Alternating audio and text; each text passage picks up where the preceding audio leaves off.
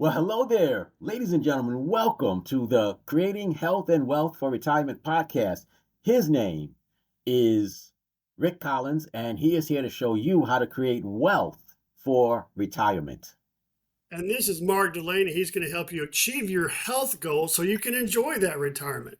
So, Rick, I appreciate you not pausing for my last name like I did with You had to you. think about it, didn't I, you? you get kind of locked up and you start thinking, it's one thing in your mind, it's another thing when the lights come on. But this is real. And Rick, this is what we're going to talk about today. We're going to talk about being real, of what it's like to be on a real journey, and the struggles that people should expect that don't get portrayed in motivational speeches and stuff like that, but do get portrayed in movies. In all of our favorite movies, there was a struggle a person had to go through and break through something in order to create the success at the end. So Yeah, Rick, the marketing gurus call that the hero's journey of I overcame all these great things and now I'm a great success and I married the beautiful woman and I have a candle store in Vermont in the wintertime. But yeah, that's fantasy. Reality is sometimes setting out on a journey can be challenging. It's not a straight line. It's not a linear path usually. it's actually not a journey if it's not a struggle. It's just a vacation or it's just a stroll or down. or a dream or a wish. If Yes. you're not taking steps and making progress and having setbacks, you're not really walking a journey. You're fantasizing. And so what happens to people, I believe, is that, they want to do something special with their lives, whether it's with their body, in a marriage, or with finances, and they realize they get hit obstacles, and all of a sudden they get stuck and they stop. But then, like with me, something comes along that you can't avoid. Like with you, it was type 1 diabetes. With me, it was cancer. I couldn't avoid it. I have to deal with the consequences of having cancer. And I think that it's made me at least realize some of the areas I need to improve in, where I was weak at, that I need to do better in. And I'm trying to step up and do that. And I think that people try to avoid that. And that actually leaves them trapped in this little box in this small little life that they're living. So So, what did your cancer diagnosis help you realize you need to work on, and what are you working on improving? well, number Inquiring one, minds want to know. number one, I take my health for granted. First of all, feeling like crap makes you realize how great it feels to feel good. So that's one thing I've learned. I would say the second thing that I've learned is unless you have, unless someone, you've helped someone build this little nest egg of money and if you're kind of getting by, living paycheck to paycheck, or, you got a little bit of savings, but you really don't have a plan and protection, then when you can't work the way you used to, it's going to cost you money. It's going to cost you whatever you save. It's going to cost you lifestyle. It's going to cost you. I don't think people realize how expensive it is to be sick, not just from the medical Yeah, bills, but from the inability to work, the inability to that's make what we what you learned used to. about when COVID hit and everything shut down. People who were barely making it paycheck to paycheck and had a couple $100 in the bank, suddenly their savings is gone. They're struggling to put food on the table because they can't go to their job for months at a time. And you imagine, a cancer diagnosis or a stroke or a heart attack, and you've got to spend 6 months to a year recovering. There's no safety net for most people.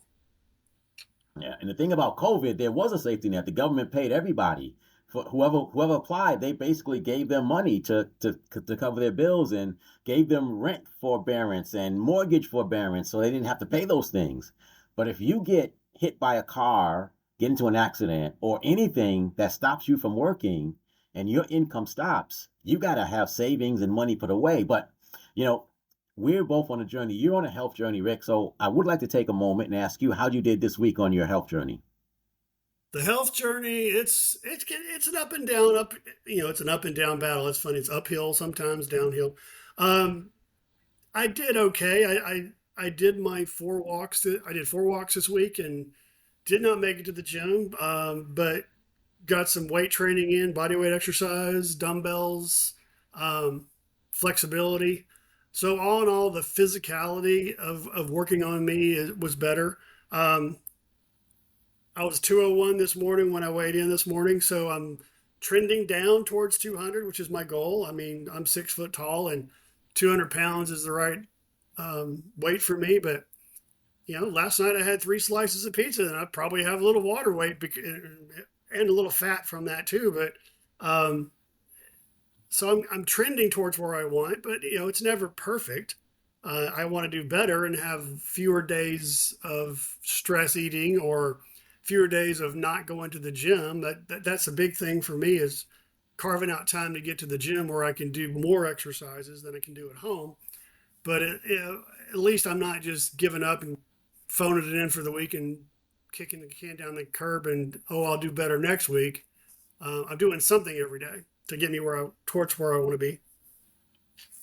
Okay. And one of the things that I know you're trying to do, as I am, is you're trying to grow your business. How are you? So one of the things we talked about before starting the show, which I hope it's okay to bring up now, is how are you doing and what are you struggling with in terms of marketing your business to get out there to do the stuff that you want to be able to help more people? One of the biggest things I struggle with is helping people even understand what I do, because most people see life insurance as you pay money in and you die and your family gets the money. Well, that's death insurance. That's not what I do. I help people set up private banking and an insurance policy that grows their money, protects their money, lets them spend their money, and then still earn interest on the money they've already spent. So sometimes it's educating the people I talk to, whether it's online or in person, about what the possibilities are. And until somebody explained it to me, I mean, I've got a finance degree and an MBA. I didn't know insurance could do some of the things that it does until somebody got through to me of like, oh, wow, really? That can really do that. So one of my struggles is to actually communicate that to people in an effective way, because most people have a preconceived notion that their 401k is their only place they can put their money, or Social Security is going to take care of them for the rest of their lives. And I got news flash for you: Social Security is going to be a 50% or more pay cut to what you're making now, probably more like 75%. So um, sometimes it's breaking through preconceived notions and ideas. And the biggest struggle is getting people's attention so they can spend time with me and listen so they can learn. Because most people just click through their Facebook or their Instagram or YouTube and aren't paying attention, aren't looking to learn something new, simply because they don't know it's there. And so it's getting people to actually stop and pay attention long enough to go have what I call an OIC moment. Oh, I see. Oh, I see. Oh, I see. You can do that. Oh, I didn't know I could do that. Oh, I didn't know I could get long-term care benefits from a life insurance policy. So if I get sick or die or sick and can't work, my life insurance can pay for me to, pay my bills now versus after I kick the bucket. So getting people's attention long enough for them to learn a few things is what I really struggle with. And I think that's true of all of us in business. And I really think that people, you know, somebody out there has an idea for a business and they think that if the idea is good enough, everyone's just going to come to it, build it and they will come thing. But the reality is all of us in business have to figure out how to get people's attention and how to get people to listen to the message that we want to bring them. And I think that's true of It's all. interesting, That's what. like you said, it's getting people to stop the scroll. It can be a struggle. I put out Instagram, Facebook, YouTube videos every day, and my average watch time is 3 seconds. It's crazy. I'm not going to get anybody's attention or tell them anything for 3 seconds, but occasionally I'll have one that'll have 30 seconds of watch time, and people actually go to my online webinar to learn more. But we live in such a distracted society of short attention spans that it's really hard to get people to stop for a minute and pay attention. It's hard to stand But out in a sea of all these other noise. so I want to say this because I think this is important for people to hear and for me to hear as I say it. I think that everyone thinks that they're in business to provide a service, but we're really in business to get people's attention to hear how our service can help them. And if we can't do that, we're really technically not doing our job. And I have not done my job very well. And that's why I'm constantly learning. And we do this podcast to get better at spreading the message of getting people's attention so they can hear our message so we can actually help them. because it doesn't matter how good our products are. And I hate to say it that way, but it doesn't matter how good our products are if we can't get people to see how it benefits them. And in every job, in every success story, there is that thing that we have to do that we don't necessarily think it is. We think it's something else. And until we figure out what that thing is for our job, we're never really going to be truly successful like the 5, 6, 7, 8 figure a month people are. There's a reason Elon Musk is the richest man in the world. There's a reason Donald Trump gets getting elected for president. There's It more is, than one reason, but I'll leave that alone. yeah. But there's still a reason, and he figured out the reason. And I think that everybody's secret weapon has to be to figure out what is the real key to creating the results that we want. I help my clients do that with their bodies. I'm great at that. I can help anybody understand what they need to do. What I'm not really good at is getting more people to hear how I can help them do that. And what I just Hey, heard you say is kind of the same thing. speaking of results, how did your week go last week with your outreach and growing your business and getting in front of the right people? So my week wasn't so much about getting in front of the right people as it was building the thing that once I do reach out to them that they're going to see. So I'm working on a series of lessons to show people exactly how I can help them, and I'm going to give it to them for free. And everything I do and say from this moment on to get people to understand what I do is, hey, come and learn from me for free. And I literally say, I'm going to give you so much stuff for free that you're going to want to hire me because you're going to see how much I can help you implement the stuff that I'm going to teach you in this free program. So I'm making the videos for all the free program.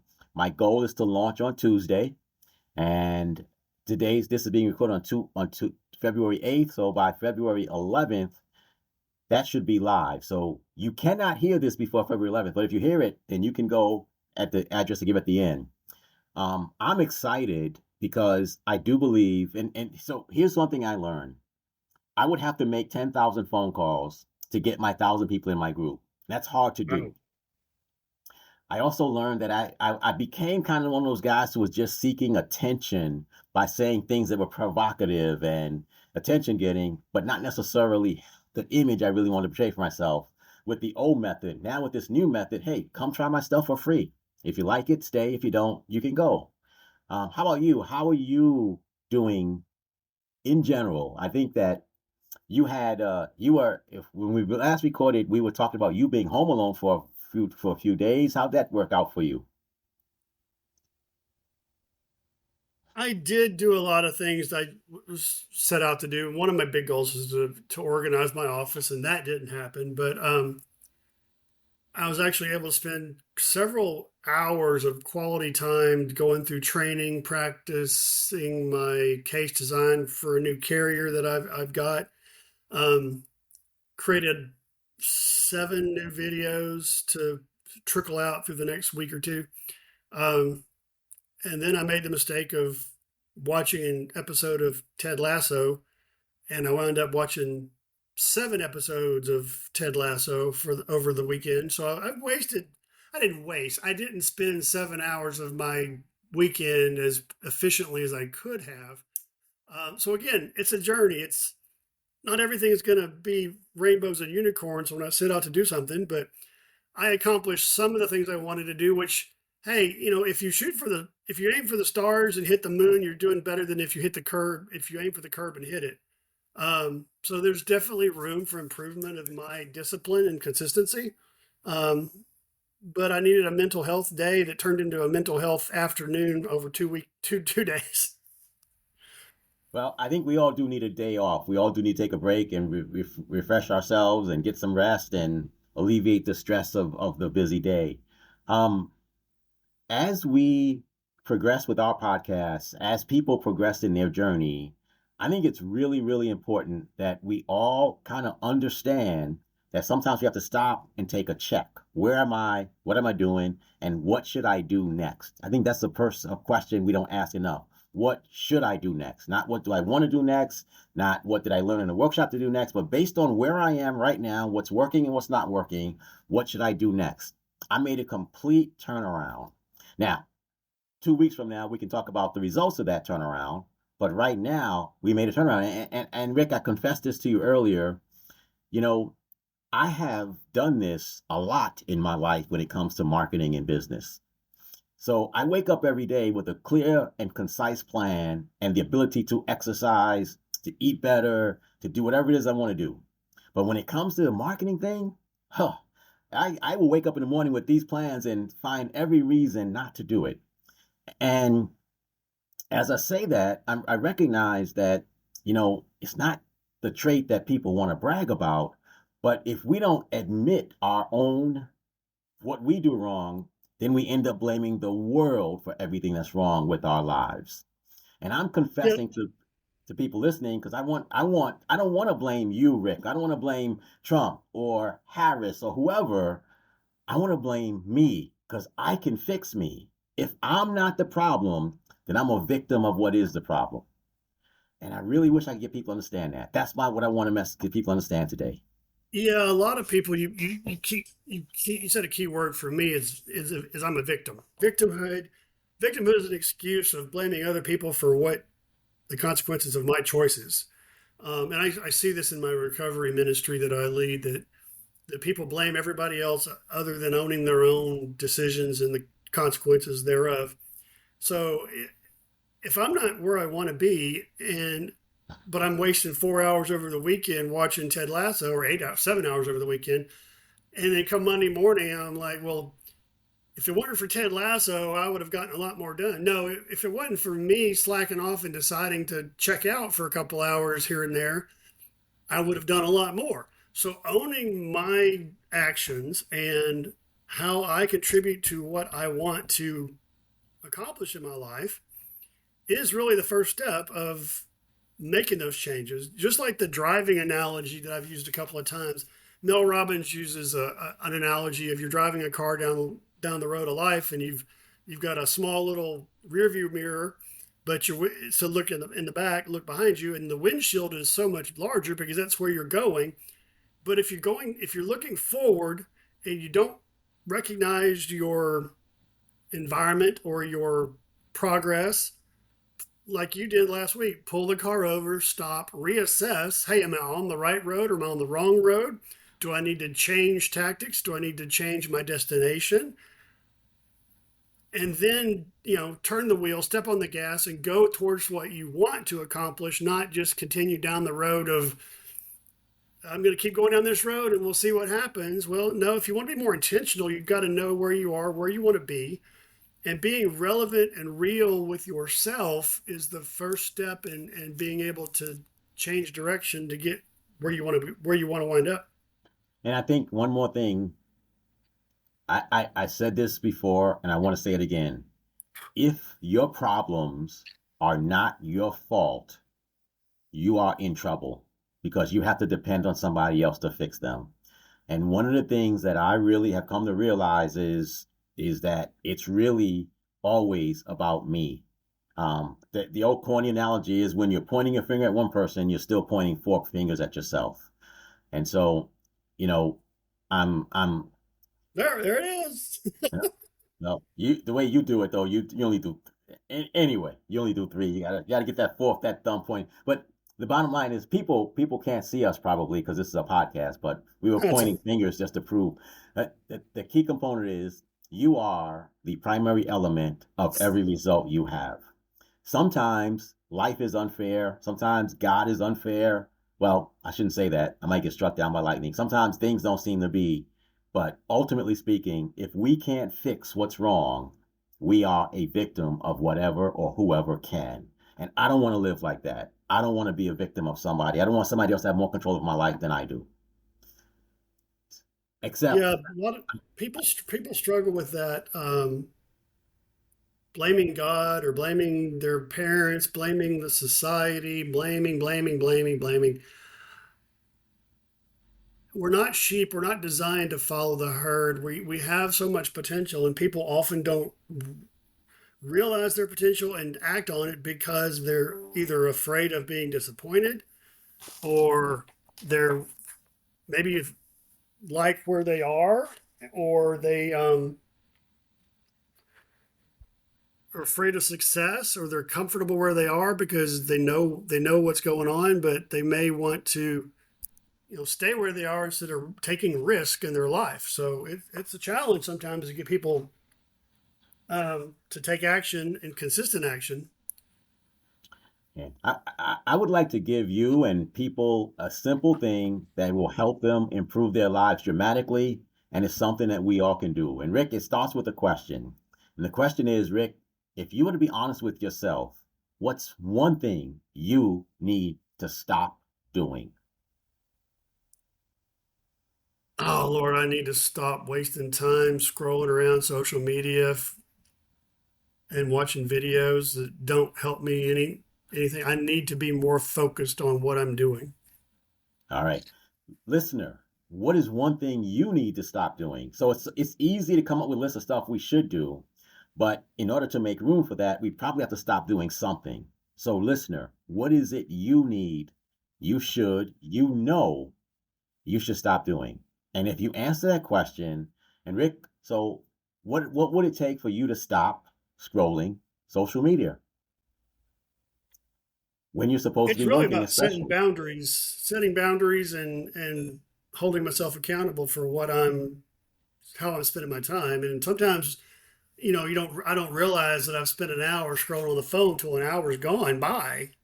And so it's really about being aware, being present of what I'm doing, being more intentional, which can mean, blocking out my day. So I block in, I schedule in 15 minutes of playtime, scrolling time, instead of accidentally spending an hour doing that. Really, it's awareness of how I'm spending my time and my resources, and how I'm wasting them. So you didn't ask Rick, but I'll ask myself since you didn't ask me the question. Mark, what do you need to stop doing that's keeping you from creating results that you want? And I could give you 10 answers, but the one thing that I need to stop doing is reinventing myself. You and I talked earlier, we do a mastermind together. And I remember saying to you, the thing is, this platform, this thing that I'm working on has to be my last iteration of myself until I hit six figures or more. I can't just keep changing every time I get uncomfortable or something doesn't work. And I think a lot of us do that. We try something for a couple of weeks, it doesn't work perfectly, which nothing works perfectly in a couple of weeks. But then we reinvent ourselves and find another method. And so this time I'm committed to not finding a new method. This is it. I'm going to live or become homeless based on how well I execute this strategy. I am going to do this strategy of getting people to my free group and then showing them my value so they pay me, as opposed to trying to sell one on one, or my business is going to die and I'm going to be homeless. This is my commitment to you and everyone listening. And I want everyone to really think about the thing that they need to stop doing and what they're going to commit and a way to make that happen. So, Rick, my challenge to you is don't get caught strolling for an hour on your phone and figure out a way to do that and make that happen. Yep, it's definitely about being consistent.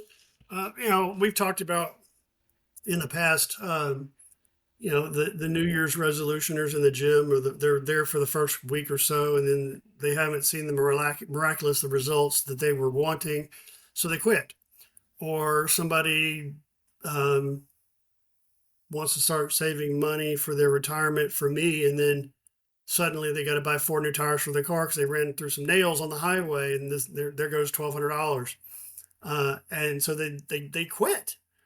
Life is not a linear path. I mean, you have a goal. You start here, and you have a goal here. Your path is not going to be this straight line. I know I'm being a visual. The path's not going to be a straight line. It's going to be up and down, sideways. There's going to be setbacks. So I encourage everybody to keep going towards what you want. And if that what you want is not big enough to keep you going, then you need to revise your target higher and then break it down into smaller milestones, so there's a draw that you want it so bad that you overcome your inertia, your laziness, your apathy, your time killing, and get in the game instead of being a victim floating along the river of life. You need to be the boat captain driving your boat down the river so you can go where you want, when you want, how fast you want. That's my word of encouragement is there's setbacks along every journey. You got to be able to recognize those things and not play the victim anymore. And I think that, we hit the 25-minute mark on this show, so we should start trying to wind it down. But I really do believe that, like, motivation, inspiration, all of the you can do it talk in the world has not changed very many people. I think what does change people is when they actually go through the quote crucible, they feel the fire and they come out the other side a better person. And I think that's the thing that, there's not a lot of money in selling the hard work. There's a ton of money in selling the excitement and the joy and the fun. And we're just trying to get people to understand, there's a reason. So people, 1% most successful people in the world are not successful because they were born that way. In most cases, somebody did the work to create it. And the reason why some people don't get there is because they're not willing to do that work. And that's They're not the not popular willing to do message. the work long enough to see some results to keep them motivated. Correct. And then the last thing for me for this group is, you know, society wants what you have. They want your time. Rick, they want you scrolling. You could sit there for 3 hours, they'd be thrilled. They want your money. If you're an attractive person, they want your body. Whatever it is you have, everybody else wants it. And these companies that get us to pay attention to them, these are billion-dollar companies. They hire experts. They are expert at getting you to separate you from your money, your attention, and your time. Your money, your attention, your time are worth a lot of money to other people, and they are experts at getting it. And you have to be equally expert at keeping it and sticking to yourself. And that's my message for today, folks. Rick, any last words on this topic? You are filled with infinite potential, and I encourage everybody to tap into their imagination, their and set some goals. Keep moving forward because the path's not going to be one step in front of the other. There's going to be some setbacks, but as long as you can own your part of what's happened to you and why you're not getting what you want, you can pivot and keep moving forward. So, Rick, my last question for you today is why should somebody go to your website and schedule a book a call with you? You know, it, go to my website, getmydebtfreedate.com. That's getmydebtfreedate.com. And you can learn from me. We sit down and have like you said, a 15-minute free conversation about where you are, what your biggest concerns are. I'll share some education with you. And if you like what you hear, then we can talk about next steps. But really, it's about helping people learn there's possibilities out there that they've never imagined exist. And so, Rick, I know that at some point in your mind, you're thinking, I should ask Mark the same question. I know that's what you're Yeah, I thinking, was just about to ask that question. even though the words didn't come out of Mark, your mouth. Mark, if somebody were to contact you, why would be a good reason? What would be a good reason for them to want to talk to you about their health? Well, I think that what they should want to do is join my free group that will be live by the time they hear this message at thehealthmillionairesclub.com. And in that, they will learn how to start their health journey that will help them create the life they truly want to live. And there's a lot in there about health, but there's a lot about them and some of the stuff that we talk about here. And my whole mission is to show people how a health journey can help them create discipline, energy, and self confidence that can be used in other parts of their lives. And so, the best reason to talk to me is a term I use all the time to help you create the life you truly want to live by creating a body that makes so many more things possible. That's why someone should talk to me. So, The Mark, if health, somebody wants to talk to you, where do they go? Tell us, where do they go to join your free group? thehealthmillionairesclub.com. Thehealthmillionairesclub.com. And I'll help you become a health millionaire so you can spread that and cascade that to the rest of your life. Rick, last thoughts and say goodbye. Keep moving forward. Don't give up. You only lose if you quit. And so don't give up for whatever you want. Make it happen. And if you need help, ask for help. There's always help available to people to improve their health, their wealth, their spiritual walk, their education. Don't You don't have to do it alone, but you do have to get up and do it. And Rick, I know in your mind you're thinking I should ask Mark the same question, so I'll just do it for you. My last word for you Mark, you're today carrying me today. I appreciate is you. What a guy. so my last words for you, whoever's listening right now, is there is a life you truly want to live, and it's probably not the one you're living right now. What's the first step you can do? What's the first thing you can stop doing to close that gap? And then what's the next thing you can do to close that gap even further? You got to stop doing some things that got you where you are, and you got to start doing something to take you where you want to be. That is my last word. Rick, I hope that you have a phenomenal best week of your life. I got one more last question for you. What are you going to do this week to continue your journey to be better? I am going to the gym 3 times this week. Actually, going to the gym with my 14-year-old this afternoon, hopefully. But being more intentional with my time and blocking off time so I don't waste too much time.